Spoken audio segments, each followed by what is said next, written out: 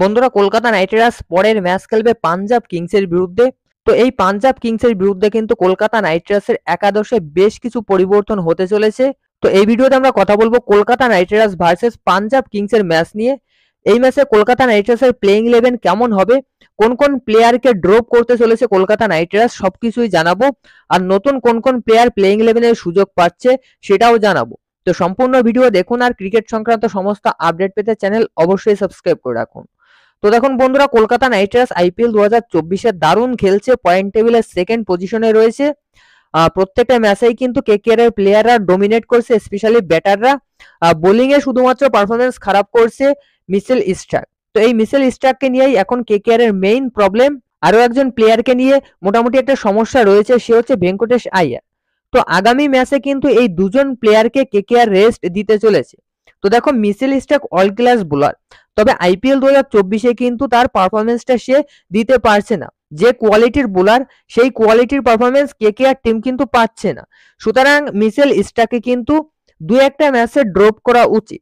তো দেখো, মিচেল স্টার্কের প্রতি আমি সম্মান রেখেই বলছি, মিচেল স্টার্ককে যদি 2-3টে ম্যাচে ড্রপ করে তাহলে পরের ম্যাচগুলোতে কিন্তু সে আরো শক্তিশালী হয়ে কামব্যাক করতে পারে। এরকমটা আগে অনেকবার আমরা দেখেছি, যারা ফ্লপ গিয়েছে 2-4টে ম্যাচ ড্রপ করে তাদেরকে আবার খেলালে তারা মোটামুটি তাদের ফর্মটা ফিরে পায়।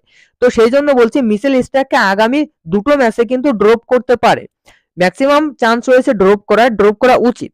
তার আরো একটা কারণ রয়েছে, পরের যে দুটো ম্যাচ কলকাতা নাইট রাইডার্স খেলবে, একটা ম্যাচ পাঞ্জাব কিংসের বিরুদ্ধে 26শে এপ্রিল, আরেকটা ম্যাচ হচ্ছে দিল্লি ক্যাপিটালসের বিরুদ্ধে 29শে এপ্রিল। তো এই দুটো দলের বিরুদ্ধে আমার মনে হয় না কলকাতা নাইট রাইডার্সের খুব একটা শক্তিশালী দল নিয়ে নামতে হবে। সেখানে যেহেতু এই দুটো দল একটু দুর্বল রয়েছে, যেমন পাঞ্জাব কিংস কিন্তু পয়েন্ট টেবিলের 9 নম্বর পজিশনে রয়েছে, সেখানে পাঞ্জাব কিংসের ব্যাটাররা ভালো পারফরমেন্স করতে পারছে না, দু একজন বোলাররা মোটামুটি পারফরমেন্স করছে, তবে ম্যাচ কিন্তু জিততে পারছে না। সেখানে কেকেআর যেহেতু বড় বড় টিমের বিরুদ্ধে ম্যাচ জিতছে, ডমিনেট করে ম্যাচ জিতছে, সেহেতু পাঞ্জাব কিংসের বিরুদ্ধে কিন্তু মিচেল স্টার্ককে এবং ভেঙ্কটেশ আইয়ারকে ড্রপ করা উচিত।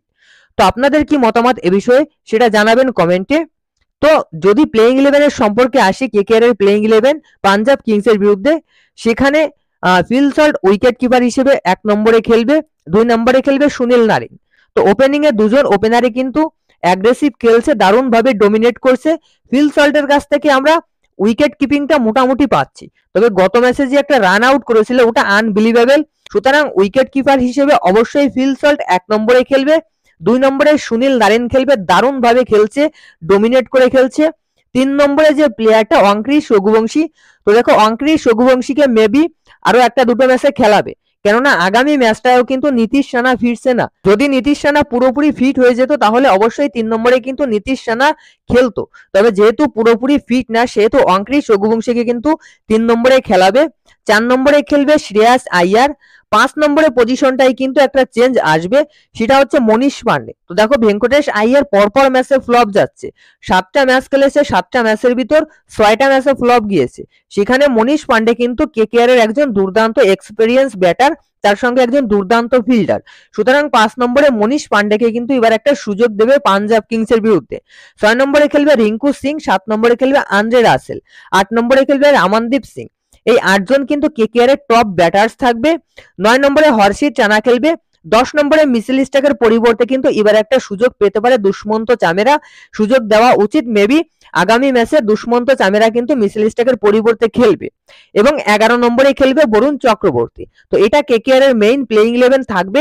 আর ইম্প্যাক্ট প্লেয়ার হিসেবে থাকবে চেতন সাকারিয়া এবং ভেঙ্কটেশ আইয়ার, এ দুজন কিন্তু ইম্প্যাক্ট প্লেয়ার হিসেবে থাকবে। এছাড়া যদি একজন অফ স্পিনার রাখতে চায় তাহলে কিন্তু অবশ্যই সেটা অনুকূল রয় হবে। তো এটাই কিন্তু কেকেআর এর প্লেইং 11 হবে পাঞ্জাব কিংসের বিরুদ্ধে।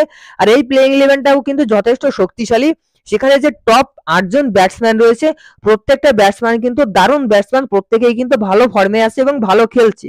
দেখা যাক আগামী ম্যাচে যদি মনীষ পান্ডেকে সুযোগ দেয়, মনীষ পান্ডে কেমন পারফরমেন্স দিতে পারে। যদিও মনীষ পান্ডে কিন্তু কেকেআর এর আগে অনেক ভালো পারফরমেন্স দিয়েছে, 2014 সালের ফাইনালে কিন্তু মনীষ পান্ডে হিরো ছিল। তো সেই মনীষ পান্ডেকে কিন্তু এবছর বেঞ্চে রেখেছে। তো পাঞ্জাব কিংসের বিরুদ্ধে কিন্তু মনীষ পান্ডে একটা সুযোগ পেতে চলেছে। তো আপনাদের কি মনে হচ্ছে কেকেআর এর প্লেইং 11 পাঞ্জাব কিংসের বিরুদ্ধে কেমন হবে, কমেন্টে জানান। ভিডিও ভালো লাগলে অবশ্যই লাইক করুন।